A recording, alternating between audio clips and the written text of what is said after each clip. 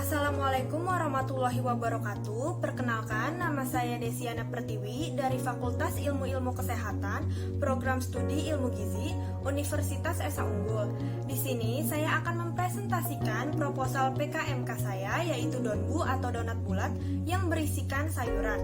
Latar belakang mengapa saya memilih usaha donbu adalah karena budaya masyarakat kita yang konsumtif, termasuk dalam hal makanan kecil yang memberikan kita peluang untuk menciptakan sebuah usaha kuliner. Setelah melakukan pengamatan di beberapa daerah, cocok untuk memproduksi makanan ringan yang lezat dan tentunya bergizi seperti donbu. Oleh karena itu, muncullah sebuah ide untuk membuat inovasi baru dari donat, yaitu membuat donat dengan bentuk bulat yang memiliki banyak isian yang memiliki jenis asin dan manis dengan nama produk donbu atau donat bulat tanpa mengurangi kandungan gizi yang terkandung dalam isian donat bulat tersebut, serta tidak menggunakan maupun menambahkan bahan-bahan pengawet selama proses pembuatan donbu.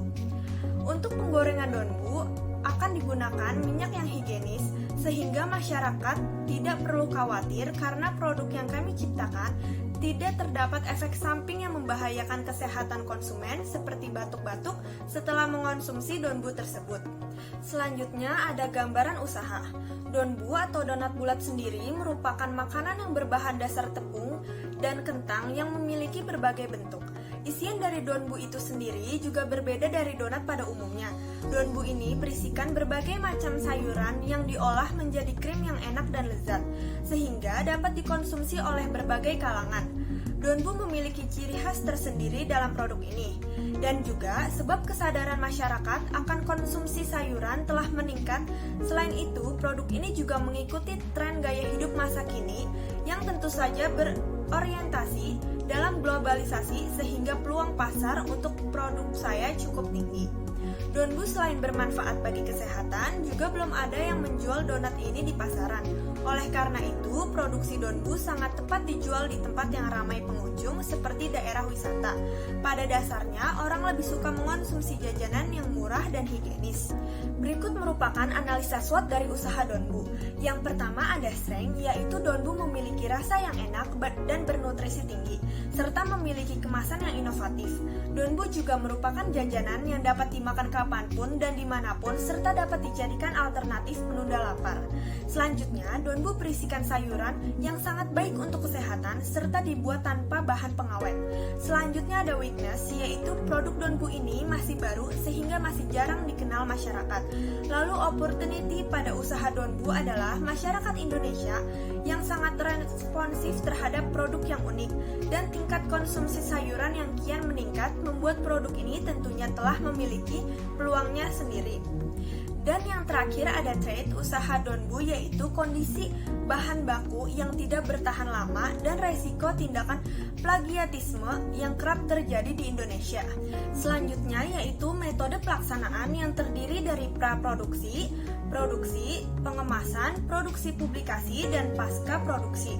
Yang pertama yaitu praproduksi. Persiapan yang perlu dilakukan yaitu melakukan survei tempat di daerah yang ditentukan guna untuk mengetahui kondisi serta minat konsumen dan melakukan perencanaan inovasi lebih lanjut, serta melakukan studi kelayakan tentang usaha yang akan dijalankan. Kegiatan ini dilakukan guna agar memiliki prospek yang menguntungkan dan berjangka panjang. Pada tahap ini juga dilakukan survei lokasi penjualan bahan baku, dana peralatan produk donbu, serta penentuan dan pemilihan rasa yang akan dibuat. Selanjutnya ada produksi. Pada tahap ini dilakukan proses produksi donbu dengan rincian seperti alat dan bahan. Alat yang digunakan yaitu kompor gas, panci, blender, sendok, timbangan, dan alat penggorengan. Kemudian bahan-bahan yang digunakan yaitu ada margarin, garam, air dingin, telur, kentang yang sudah dikukus dan dihaluskan, ragi instan, susu bubuk, tepung terigu, dan gula pasir, serta bahan untuk isian donbu yaitu gula yang sudah dihaluskan dan sayur-sayuran yang sudah dihaluskan. Selanjutnya adalah cara membuat donbu.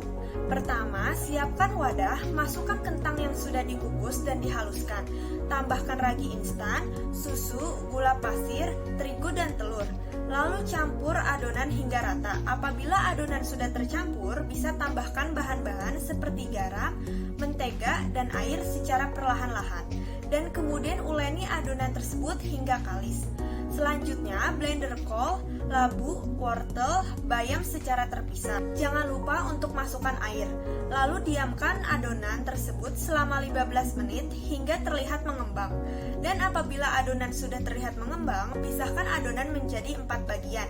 Kemudian, kempiskan adonan tersebut lalu buat adonan memanjang seberat masing-masing 50 gram dan isi dengan campuran sayur yang sudah di blender.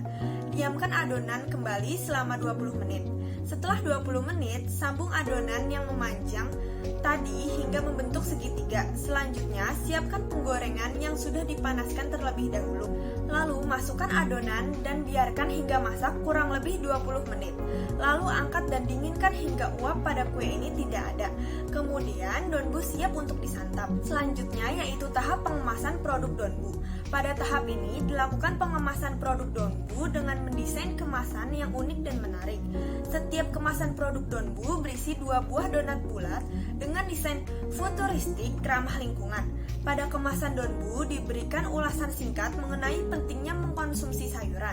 Setelah itu ada produksi dan publikasi produk donbu. Pada tahap ini dilakukan promosi dan publikasi produk donbu dengan menerapkan sistem pemasaran langsung dan tidak langsung. Promosi langsung dilakukan dengan membuka stand penjualan donbu di pasar dan di tempat-tempat strategis seperti sekolah dan area wisata, dan menitipkan juga produk donbu di toko serta kios mitra. Sedangkan promosi secara tidak langsung dilakukan dengan memasarkan produk donbu secara online melalui media sosial. Dan yang terakhir adalah tahap pasca produksi. Pada tahap ini dilakukan evaluasi terhadap semua proses kegiatan usaha produk donbu, mulai dari praproduksi, produksi, pengemasan, hingga promosi dan publikasi termasuk di dalamnya. Analisis data mengenai perkembangan usaha dan pencapaian target usaha serta profit penjualan.